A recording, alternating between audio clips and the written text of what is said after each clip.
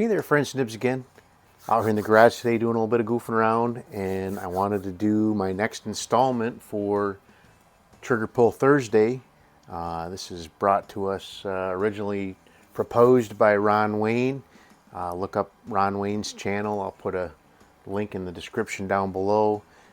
He originally proposed this Trigger Pull Thursday, and I decided I would jump on board and contribute some of my pretty cool collection. What we're going to be taking a look at here is a Smith & Wesson revolver. If any of you guys have followed my channel for any kind of time, you know that I am pretty much a connoisseur of all things Smith & Wesson revolver. I have a very large collection of Smith & Wesson revolvers, nowhere near comprehensive at all as far as having one of everything, but I do have quite a few, and I brought a few out here to show you guys before we actually do the trigger pull. This is not at all anywhere near all the ones that I have, but just kind of a random smattering of different ones. But the first one I have here is a pretty cool, this one is a model 49, no dash in there.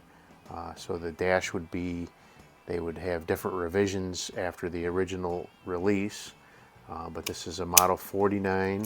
It is empty, and this was a 5-shot 38 special revolver.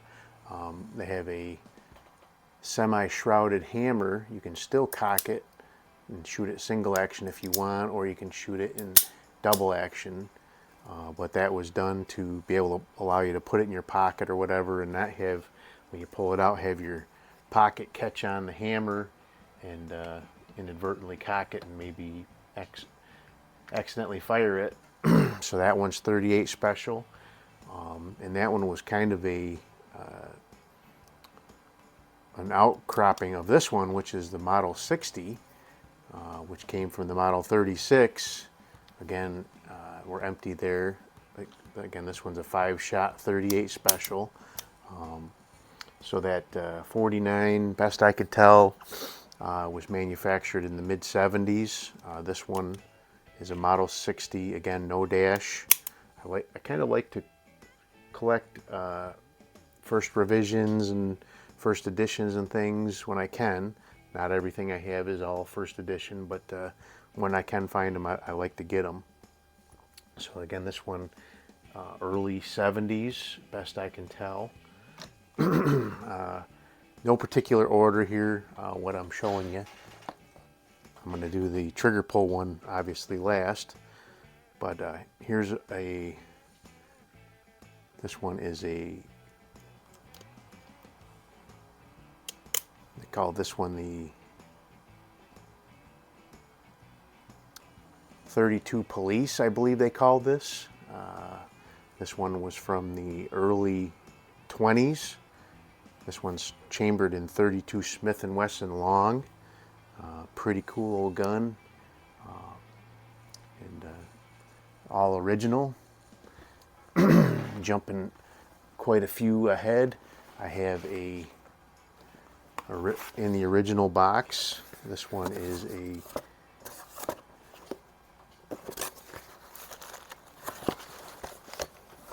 model 17-5, and what's unusual about this one is this one actually has a 4-inch barrel, which was a very uncommon thing in a 17. Usually the model 18s, which did not have adjustable sights, would come with the 4-inch barrel. Normally the model 17s would have a 6 or an 8-inch barrel, and that's pretty cool. This one has the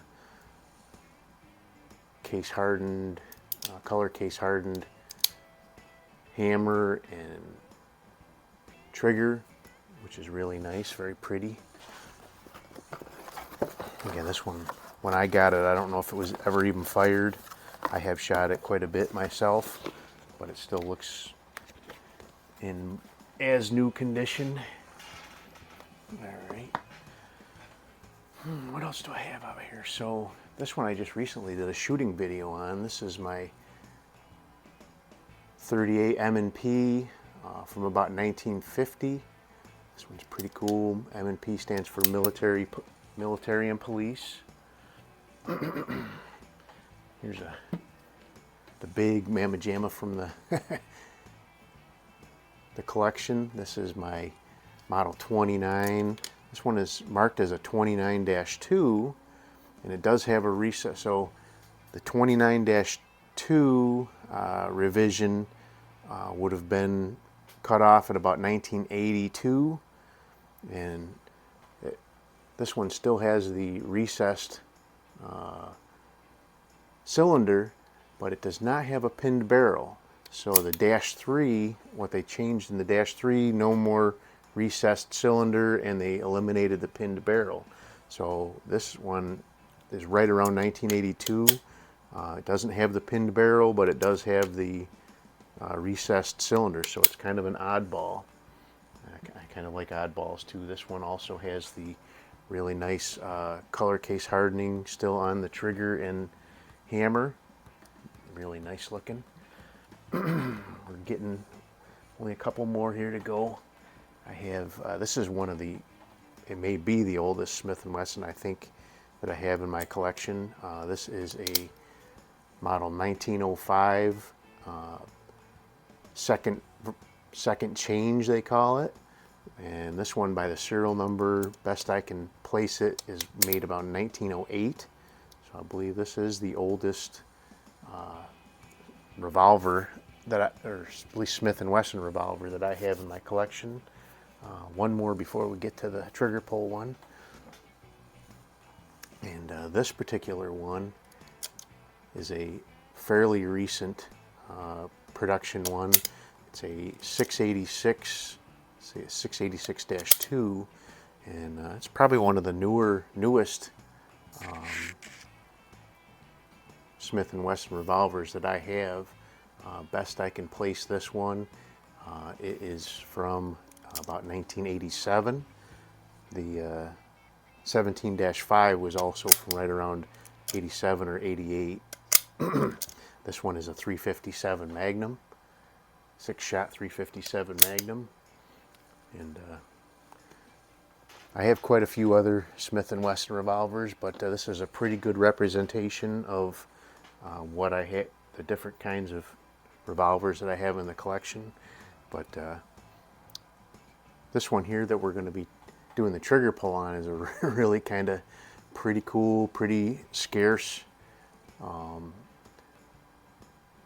revolver. This was contracted by the military through Smith & Wesson and through Colt to provide, so the 1911 hadn't been out that long, and the production numbers of the Colt 1911 were still pretty low at the break of World War I, and so they wanted to get another gun out and get it into the hands of the troops so that they could fight but still use the 45 ACP round.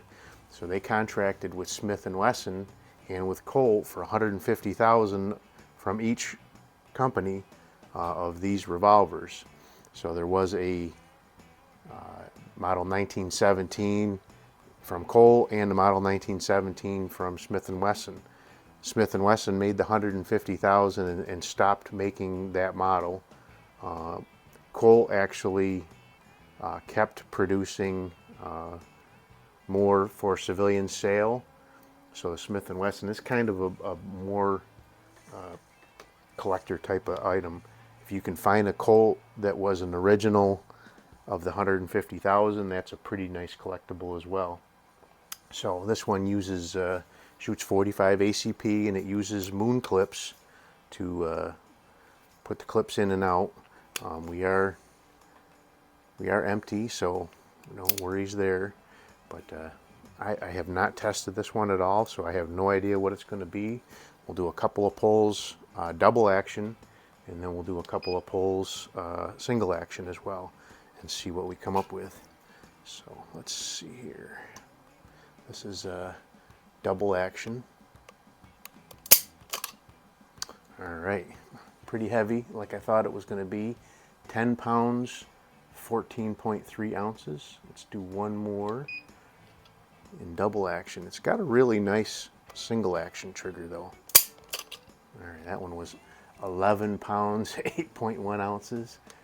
So that is a 11 pound, 3.5 ounce double action trigger. That's pretty hardy. But I mean, it actually, it is smooth. It's just heavy. It is not gritty at all. But let's go ahead and we'll cock it, and we will do a couple in single action.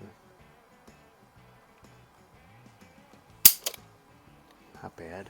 3 pounds, 5.5 ounces. Let's do at least one more.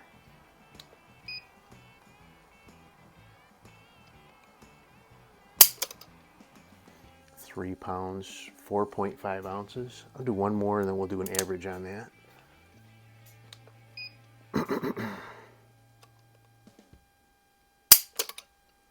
And 3 pounds, 5.3 ounces. So really very consistent. That did not. I forgot to clear it, so it gave me an average between the double and the single. So, but we were right around 3.5, 3 pounds, 5 ounces. Yeah, it did an average between the 11 and the 3 pounder. So that's not going to work out. But so there you go. That is the Smith & Wesson model 1917. Really cool old pistol. They only made this, the production of this ran between 1917 and 1918. I can imagine if World War II had went on for a bit more time, they probably would have contracted with Colt and Smith & Wesson to probably produce more of these, but as we know, World War I ended and they didn't need any more, so but there you go. Really nice single action trigger. I really like shooting this guy, and it really shoots my hand loads really nice. I've got a couple videos where I was shooting this in the past, but there you go. That is my trigger pull Thursday for Smith & Wesson revolvers. I'm sure I'll do more down the road. I have a few that have super nice triggers, and we'll be taking a look at those. But I thought doing this old timer here would be a good first one to do. So hope you guys liked the video. Till next time, have a great day.